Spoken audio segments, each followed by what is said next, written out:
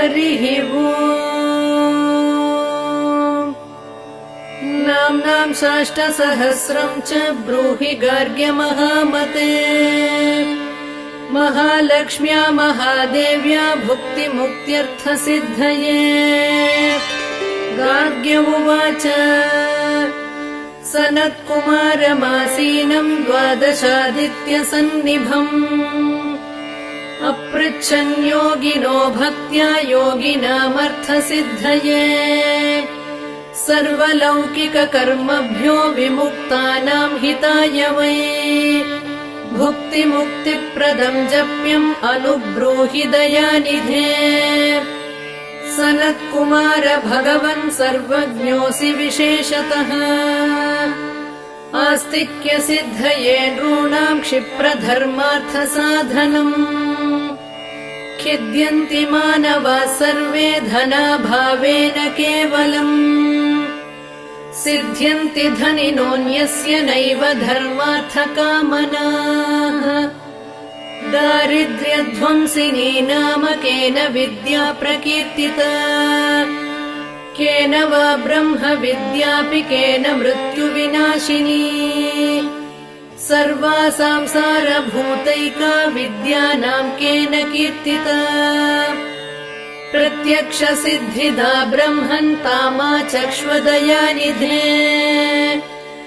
साधु पृष्टं महाभागा सर्वलोकहितैषिणः।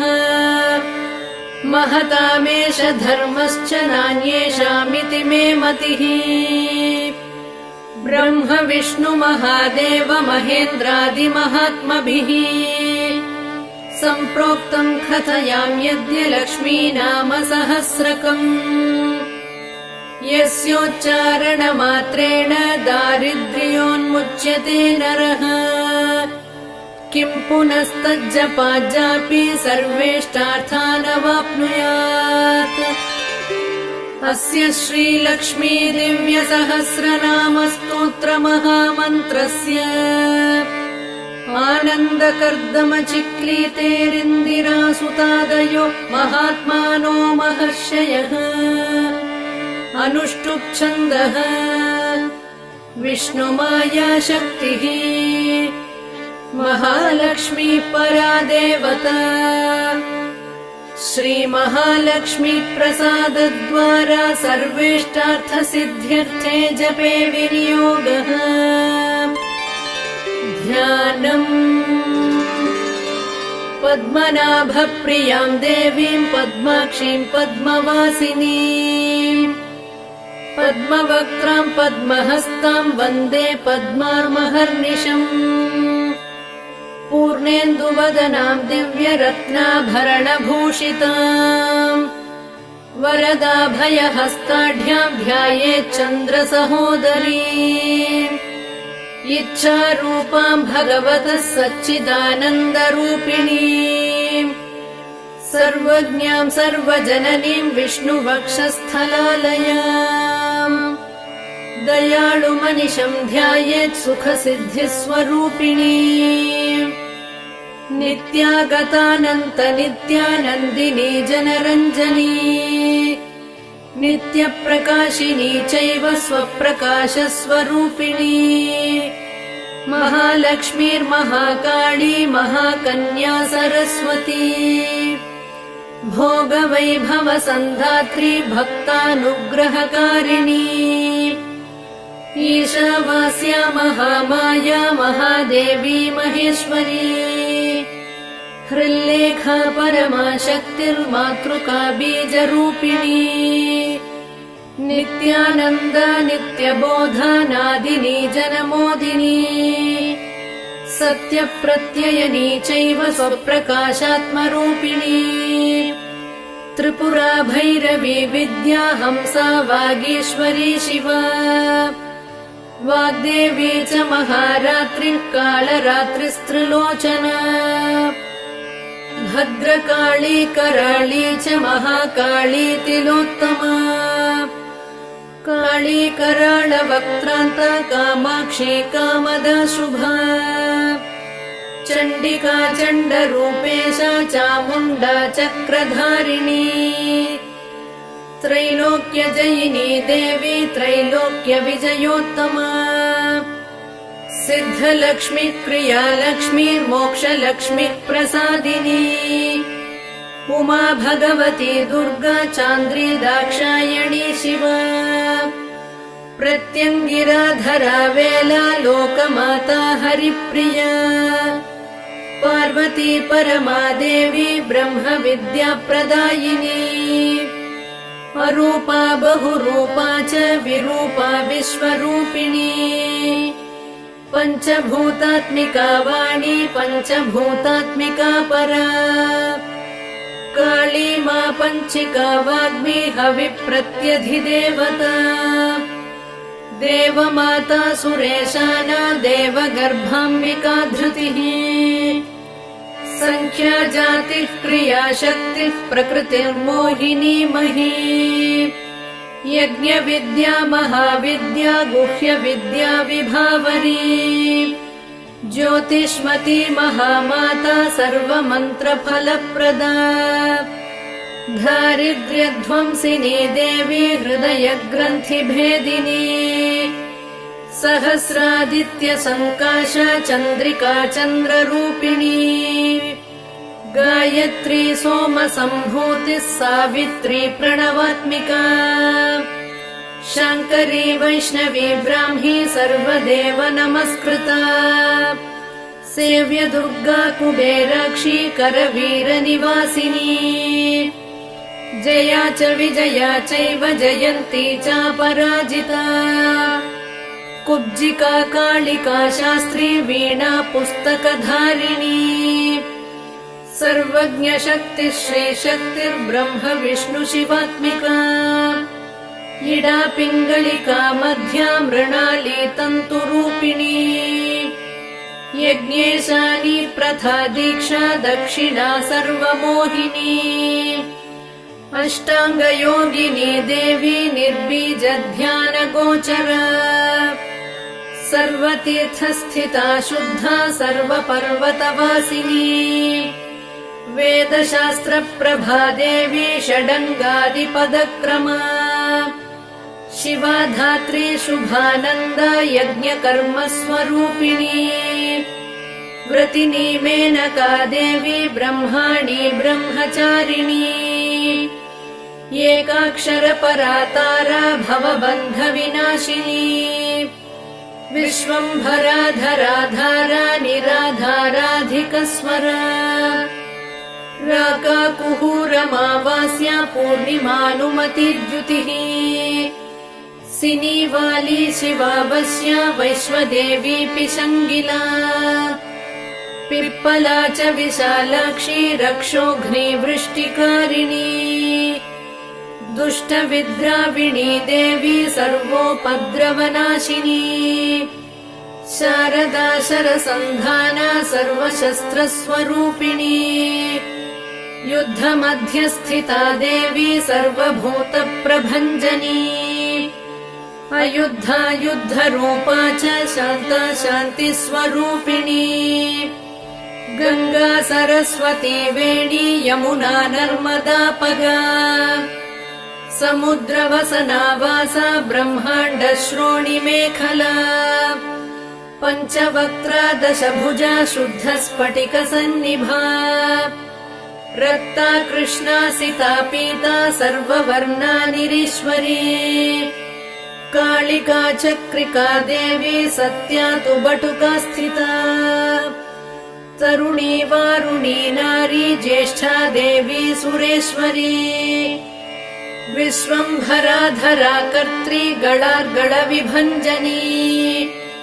सन्ध्या रात्रिर्दिवा ज्योत्स्ना कला काष्ठानिमेषिका उर्वी कात्यायनी शुभ्रा संसारार्णवतारिणी कपिला कीलिका शोका मल्लिका नवमालिका देविका नन्दिका शान्ता भञ्जिका भयभञ्जिका कौशिकी वैदिकी देवी सौरी रूपाधिकातिभा दिग्वस्त्रा नववस्त्रा च कन्यका कमलोद्भवा श्री सौम्यलक्षणातीत दुर्गा सूत्र प्रबोधिका श्रद्धा मेधा कृति प्रज्ञा धारणा कान्तिरेव च श्रुति स्मृतिर्धृतिर्धन्या भूतिरिष्टिर्मणीषिणी विरक्तिर्व्यापिनी माया सर्वमाया प्रभञ्जनी महेन्द्री मन्त्रिणी सिंही चेन्द्रजालस्वरूपिणी अवस्थात्रय निर्मुक्ता गुणत्रय विवर्जिता ईषणात्रय निर्मुक्ता सर्वरोग विवर्जिता योगी ध्यानान्तगम्या च योगध्यानपरायणा त्रयी शिखा विशेषज्ञा वेदान्तज्ञानरूपिणी भारती कमला भाषा पद्मा पद्मवती कृतिः गौतमी गोमती गौरीर्ईशानाहंसवाहिनी नारायणी प्रभाधारा जाह्नवी शङ्करात्मजा चित्रघण्टा सुनन्दा श्रीर्मानवी मनुसम्भवा स्तम्भिनी क्षोभिणी मारी भ्रामिणी शत्रुमारिणी मोहिनी द्वेषिणी वीरा अघोरा रुद्ररूपिणी रुद्रैकादशिनी पुण्या कल्याणी लाभकारिणी देवदुर्गा महादुर्गा स्वप्नदुर्गाष्टभैरवी सूर्यचन्द्राग्निरूपा च ग्रहनक्षत्ररूपिणी बिन्दुनादकलातीता बिन्दुनादकलात्मिका दशवायुजयाकारा कला षोडश संयुता काश्यपी कमला देवी नादचक्रनिवासिनी मृडाधारा स्थिरा गुह्या देविका चक्ररूपिणी अविद्या शार्वरी भुञ्जा जम्भासुरनिबर्हिणी श्रीकाया श्रीकला शुभ्रा कर्म निर्मूलकारिणी आदिलक्ष्मीर्गुणाधारा पञ्चब्रह्मात्मिका परा श्रुतिर्ब्रह्ममुखावासा सर्वसम्पत्तिरूपिणी मृतसञ्जीवनी मैत्री कामिनी कामवर्जिता निर्वाणमार्गदा देवी हंसिनी काशिका क्षमा सपर्या गुणिनी भिन्ना निर्गुणा खण्डिता शुभा स्वामिनी वेदिनी शक्या शाम्बरी चक्रधारिणी दण्डिनी मुण्डिनी व्याघ्री शिखिनी सोमसंहतिः चिन्तामणिश्चिदानन्द पञ्चबाणा प्रबोधिनी बाणश्रेणिः सहस्राक्षी सहस्रभुजपादुका सन्ध्यावलिस्त्रिसन्ध्याख्या ब्रह्माण्डमणिभूषणा वासवी वारुणी सेना कुलिका मन्त्ररञ्जनी जितप्राणस्वरूपा च कान्ता काम्यवरप्रदा मन्त्रब्राह्मण विद्यार्थानादरूपा हविष्मती आथर्वणि श्रुतिः शून्या कल्पना वर्जिता सती सत्ता जातिः प्रमामेया प्रमितिः प्राणदा गतिः अवर्णा पञ्चवर्णा च सर्वदा भुवनेश्वरी त्रैलोक्यमोहिनी विद्या सर्वभर्त्रीक्षराक्षरा हिरण्यवर्णा हरिणी सर्वोपद्रवनाशिनी कैवल्यपदवी रेखा सूर्यमण्डलसंस्थिता सोममण्डलमध्यस्था वह्निमण्डलसंस्थिता वायुमण्डलमध्यस्था व्योममण्डलसंस्थिता चक्रिका चक्रमध्यस्था चक्रमार्गप्रवर्तिनी कोकिला कुलचक्रेशा पक्षतिः पङ्क्तिपावनी सर्वसिद्धान्तमार्गस्था षड्वर्णावरवर्जिता शररुद्रहरा हन्त्री सर्वसंहारकारिणी पुरुषा पौरुषी तुष्टिः सर्वतन्त्रप्रसूतिका अर्धनारीश्वरी देवी सर्वविद्याप्रदायिनी भार्गवी भूजुषी विद्या सर्वोपनिषदा स्थिता व्योमकेशाखिलप्राणा पञ्चकोशविलक्षणा पञ्चकोशात्मिका प्रत्यक् पञ्चब्रह्मात्मिका शिवा जगज्जराजनित्री च पञ्चकर्म प्रसूतिका वाग्देव्याभरणाकारा सर्वकाम्यस्थिता स्थितिः अष्टादश चतुष्षष्टिपीठिका विद्यया युता कालिकाकर्षणश्यामा यक्षिणी किन्नरेश्वरी केतकी मल्लिका शोकवाराही धरणी ध्रुवा नारसिंही महोग्रास्या भक्तानामार्तिनाशिनी अन्तर्बला स्थिरा लक्ष्मीर्जरा मरणनाशिनी श्रीरञ्जिता महामाया सोमसूर्याग्निलोचना अदितिर्देवमाता च अष्टपुत्राष्टयोगिनी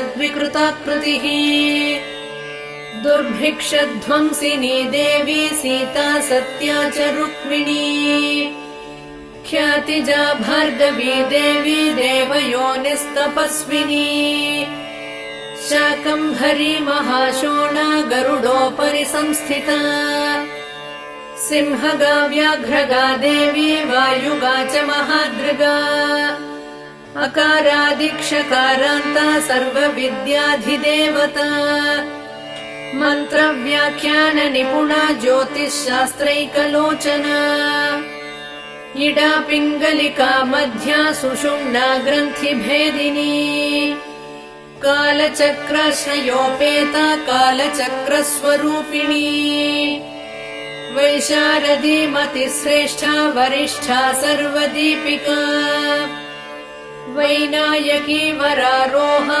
श्रोणिवेला बहिर्बलिः जम्भिनी जृम्भिणी जम्भकारिणी गणकारिका शरिणी चक्रिकानन्ता सर्वव्याधिचिकित्सकी देवकी देवसङ्काशा वारिधिः करुणाकरा शर्वरी सर्वसम्पन्ना सर्वपापप्रभञ्जनी एकमात्रा द्विमात्रा च त्रिमात्रा च तथा परा अर्धमात्रा परा सूक्ष्मा सूक्ष्मार्थार्थपरा परा एकवीरा विशेषाख्या षष्ठी देवी मनस्विनी नैष्कर्म्या निष्कला लोका ज्ञानकर्माधिका गुणा सबन्ध्वानन्द सन्दोहा व्योमाकारा निरूपिता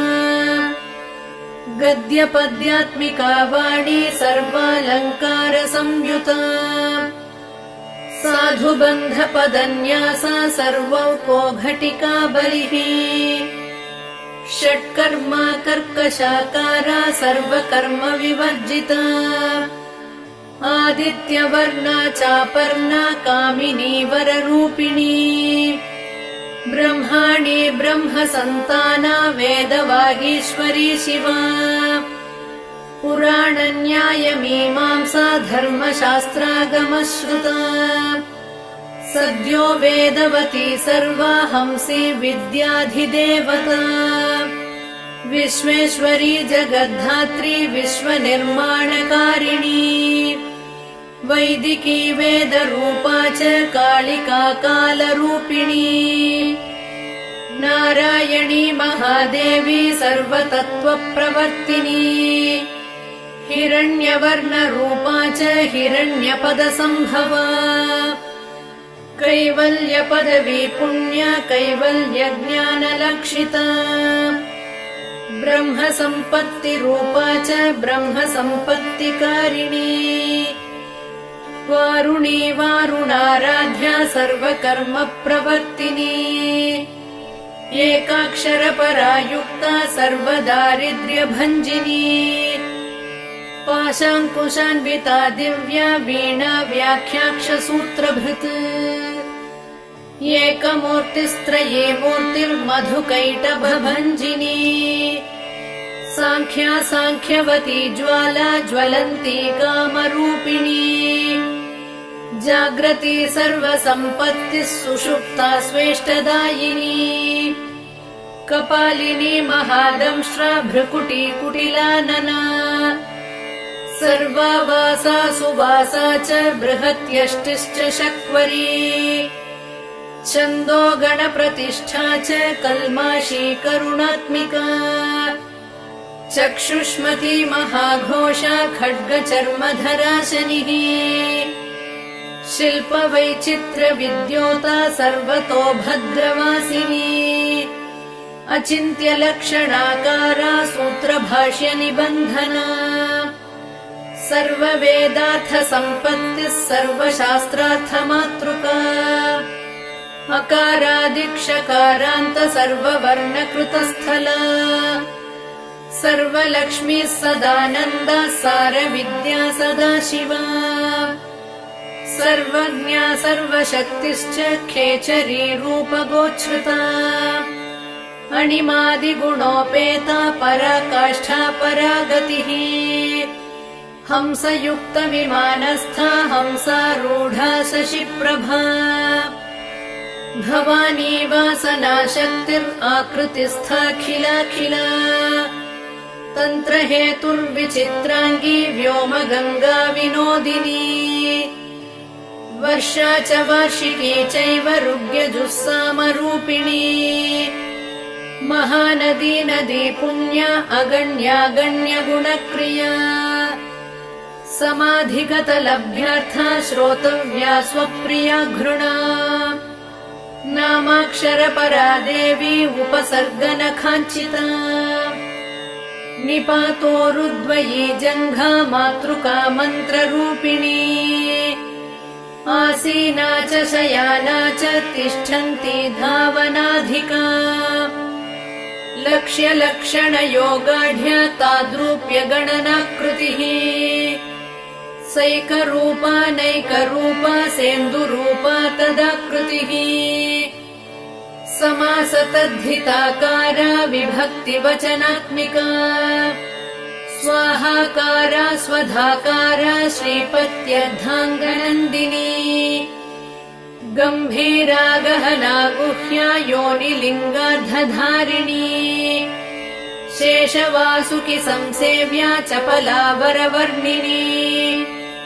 कारुण्यागार सम्पत्तिः कीलकृन्मन्त्रकीलिका शक्तिबीजात्मिका सर्वमन्त्रेष्टाक्षयकामना आग्नेयी पार्थिवा आप्या वायव्या व्योमकेतना सत्यज्ञानात्मिकानन्दा ब्राह्मी ब्रह्म सनातनी अविद्या वासना माया प्रकृतिः सर्वमोहिनी शक्तिर्धारणशक्तिश्च चिदचिच्छक्तियोगिनी वक्त्रारुणा महामाया मरीचिर्मदमर्दिनी विराट् स्वाहा स्वधा शुद्धा निरूपास्तिः सुभक्तिगा निरूपिता द्वयी विद्या नित्या नित्यस्वरूपिणी वैराजमार्गसञ्चारा सर्वसत्पददर्शिनी जालन्धरी मृडानी च भवानी भवभञ्जनी त्रैकालिकज्ञानतन्तुस्त्रिकालज्ञानदायिनी नादातीता स्मृतिप्रज्ञा धात्री रूपा त्रिपुष्करा पराजिता विधानज्ञा विशेषितगुणात्मिका हिरण्यकेशिनी हेम ब्रह्मसूत्रविचक्षणा असङ्ख्येयपरार्धान्तस्वरव्यञ्जनवैखरी मधुजिह्वा मधुमती मधुमासोदया मधुः माधवी च महाभागा मेघगम्भीरनिस्वना ब्रह्म विष्णु महेशादिज्ञातव्यार्थविशेषगा नाभौ वह्निशिखाकारा ललाटे चन्द्रसन्निभा भ्रूमध्ये भास्कराकारा सर्वताराकृतिर्हृदि कृत्तिकादिभरण्यन्त नक्षत्रेष्ट्यार्चितोदया ग्रहविद्यात्मिका ज्योतिर्ज्योतिर्विन्मति जीविका ब्रह्माण्ड गर्भिणी बाला सप्तावरणदेवता वैराजोत्तम साम्राज्य कुमार कुशलोदया बगळा भ्रमराम्बा च शिवदूती शिवात्मिका मेरुविन्ध्याति संस्थाना काश्मीरपुरवासिनी योगनिद्रा महानिद्रा विनिद्रा राक्षसाश्रिता सुवर्णदा महागङ्गा पञ्चाख्या पञ्चसंहतिः सुप्रजाता सुवीरा च सुपोषा सुपतिः शिवा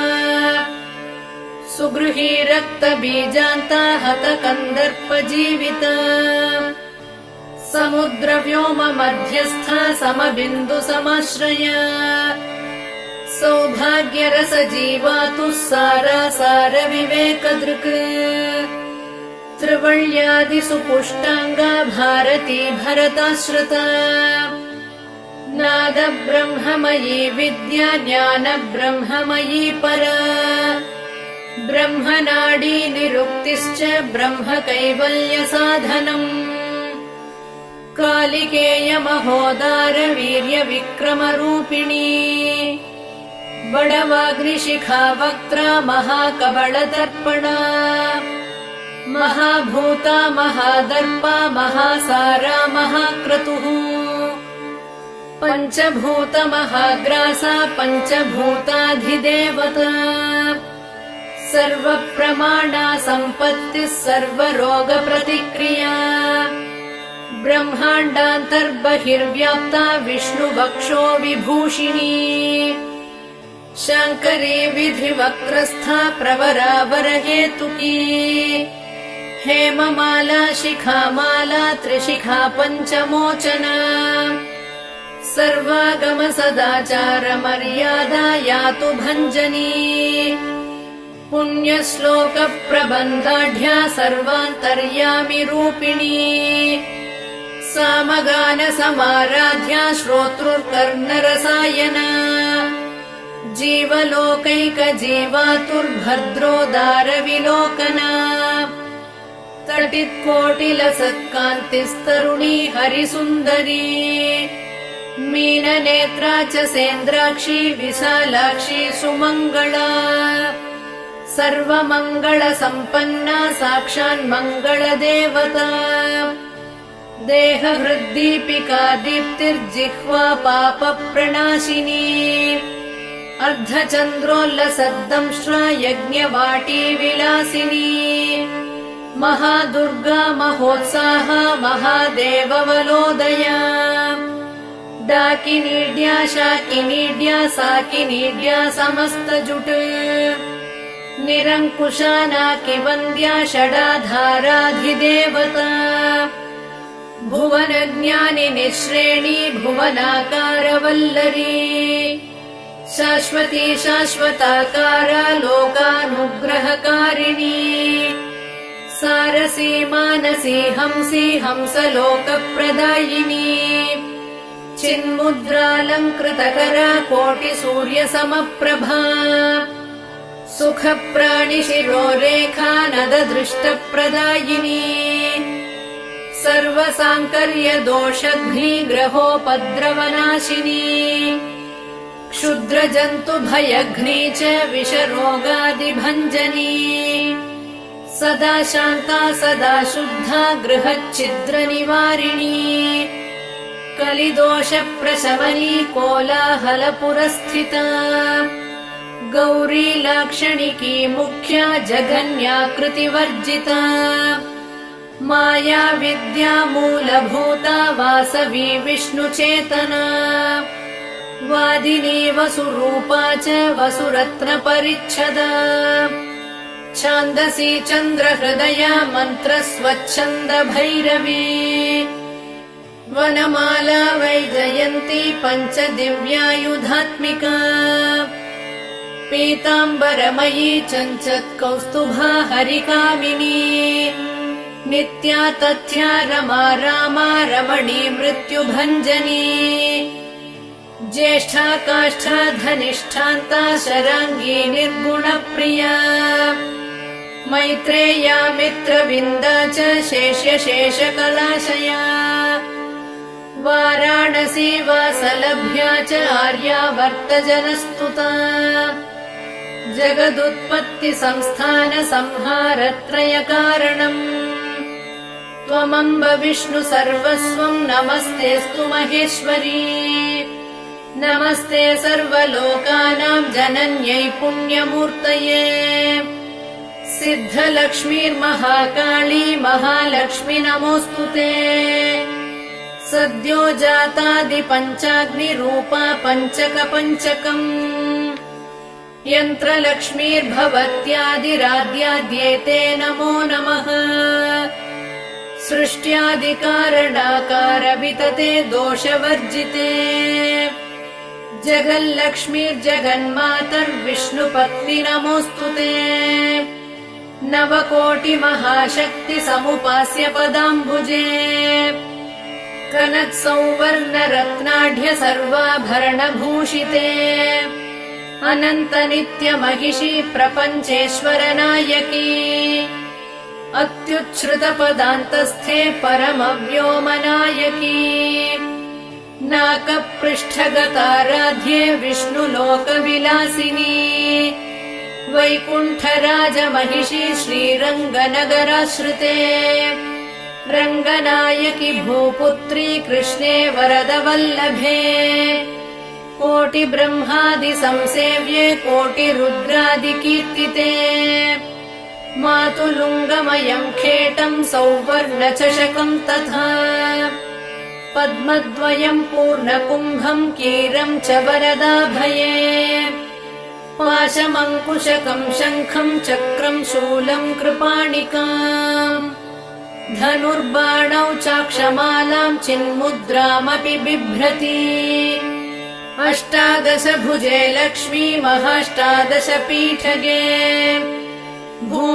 भूमिनीलादिसंसेव्ये स्वामि चित्तानुवर्तिनी पद्मे पद्मालये पद्मी पूर्णकुम्भाभिषेचिते इन्दिरेन्दिन्दिराभाक्षी क्षीरसागरकन्यके भार्गवित्वम् स्वतन्त्रेच्छा वशीकृतजगत्पतिः मङ्गलम् मङ्गलानाम् त्वम् देवतानाम् च देवता त्वमुत्तमोत्तमानाम् च त्वम् श्रेयः परमामृतम् धनधान्याभिवृद्धिश्च सार्वभौमसुखोच्छ्रया आन्दोलिकादिसौभाग्यम् मत्ते भाति महोदयः पुत्रपौत्राभिवृद्धिश्च विद्याभोगबलादिकम् आयुरारोग्यसम्पत्तिरष्टैश्वर्यम् त्वमेव हि परमेश विभूतिश्च सूक्ष्मात् सूक्ष्मतरा गतिः सदयापाङ्गसन्दत्त ब्रह्मेन्द्रादिपदस्थितिः अव्याहतमहाभाग्यम् त्वमेवाक्षोभ्यविक्रमाः समन्वयश्च वेदानाम् अविरोधस्त्वमेव हि निःश्रेयसपदप्राप्तिसाधनम् फलमेव च श्रीमन्त्रराजराज्ञी च श्रीविद्याक्षेमकारिणी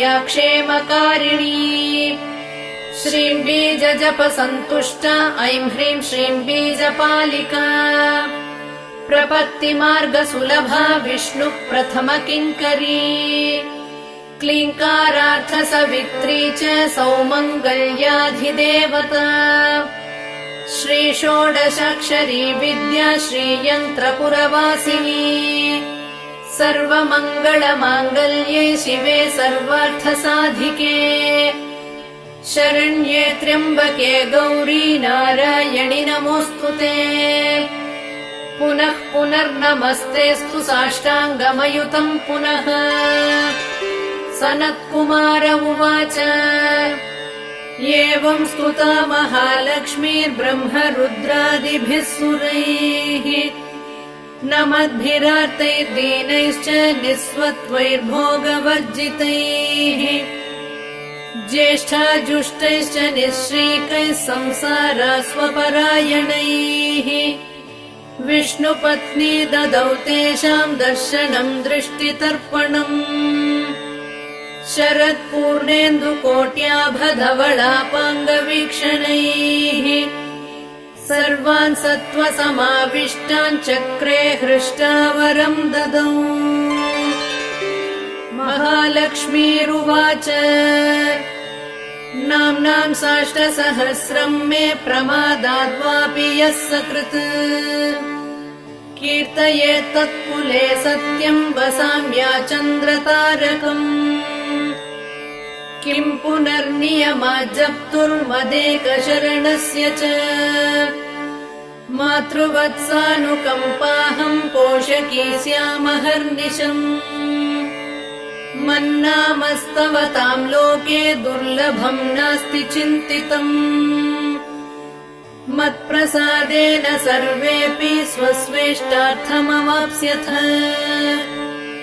लुप्तवैष्णवधर्मस्य मद्व्रतेष्ववकीर्णिनः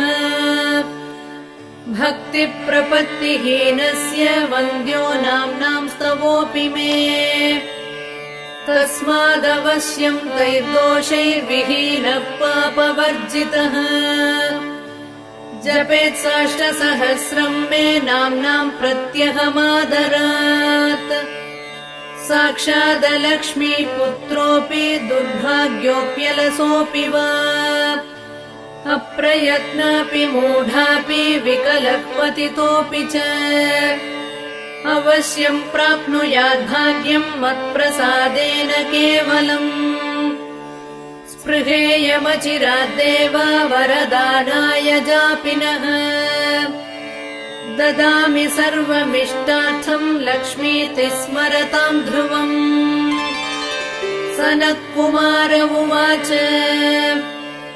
इत्युक्त्वान्तर्दधे लक्ष्मीर्वैष्णवी भगवत्कला इष्टापूर्तम् च सुकृतम् भागधेयम् च चिन्तितम् स्वम् स्वम् स्थानम् च भोगम् च विजयम् लेभिरे सुराः तदेतत्प्रवदाम् यद्य लक्ष्मी नाम सहस्रकम् योगिनः पठत क्षिप्रम् चिन्तितार्थानवाप्स्यथ गार्ग्य उवाच